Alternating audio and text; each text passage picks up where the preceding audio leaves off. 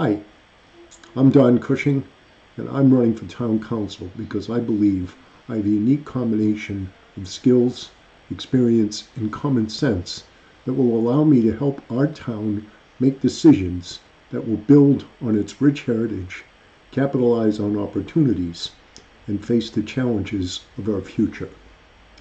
I'm a senior citizen. I suppose you can tell that. I recognize the social, emotional, and financial challenges that come with aging, as well as the joys of this season of life. But I've been a young man, a young married guy just starting out, and a father trying to provide for his family and manage a career. My kids are doing this now, so I understand that we need town policies that reflect the needs of the community through all seasons of life. We also need to welcome newcomers while respecting the needs of folks who have been here a while. I believe there are three things we need to focus on in the coming years. First, we need to find ways to moderate growth. We need to continue a serious conversation about how we shape the growth of our town to maintain livability for everyone, regardless of their stage of life. Our community surveys, comments, my personal conversations with many of you underscore this need. Second, we need to make sure that we continue to provide excellent education for our children and our grandchildren. I support the issuance of a $160 million bond to build a unified primary school at the Downs. Like many of you, I'm concerned about the cost, which some have characterized as extravagant. But I'm convinced that our current town council has made good choices considering the alternatives. I attended the meeting when the council decided to put the issue to the voters on November 7th. There were compelling arguments pro and con. Things that were not in question was the council's commitment to providing the best education for our kids and the hard work and good faith of town council members on both sides of the issue. They were faced with hard choices and each voted in good faith for what they felt was in our best interest. Ultimately, you will decide what comes next, and I hope you vote for the bond approval. Looking forward, I think it will be important to scrutinize the cost of this project. We need a durable, safe environment for our kids that fosters learning and growth. This can be achieved in many ways.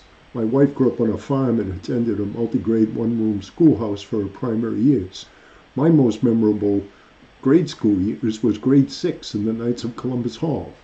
And while I'm not advocating a return to those days, I do believe we need to keep our eye on the fundamental goals of education and make sure that our expenditures add value. So if you elect me, I'll be watching the project carefully. I was a certified secondary education teacher and I have a master's in educational psychology. I believe I can engage with our professional educators to get what we need for our children while being careful with our funds. Finally, our taxes need to be affordable. Scarborough has one of the lowest tax rates in our region.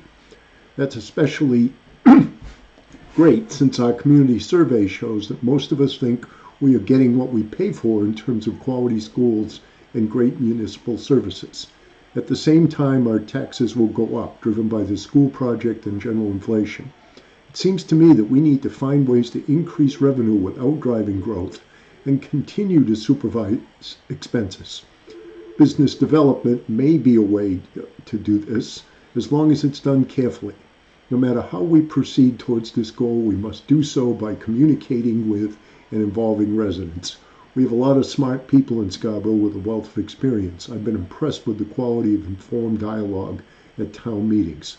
The fact that our tax rate is lower relative to our neighbors reflects good management by the town.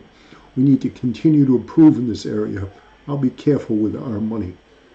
I believe that the town council members have a responsibility to listen and respond to the concerns of those they represent.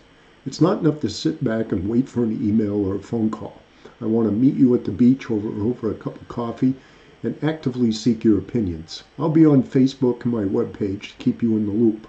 I also believe it is the councilor's responsibility to research policy issues that you don't have the time to explore.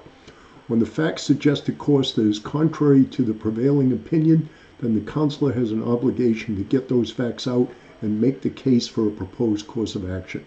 I'm committed to listening, informing, and leading to the best result. Now, it's been my experience that people want to know three things about you. Do you know what you're doing? Can I trust you? And do you care about me? I'd like the opportunity to demonstrate that I'm a competent leader, prove that you can trust me, and show you that I care. I would appreciate your vote on November 7th.